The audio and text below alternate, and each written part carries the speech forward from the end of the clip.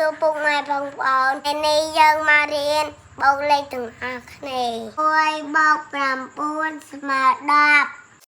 2បូក8ស្មើ10 2បូក7ស្មើ10បូក6ស្មើ10 5បូក5ស្មើ10 1 2 3 4 5 6 6បូក4ស្មើ10 2បូក3ស្មើ10 3បូក2ស្មើ10 4បូក1ស្មើ10 10បូក0ស្មើ10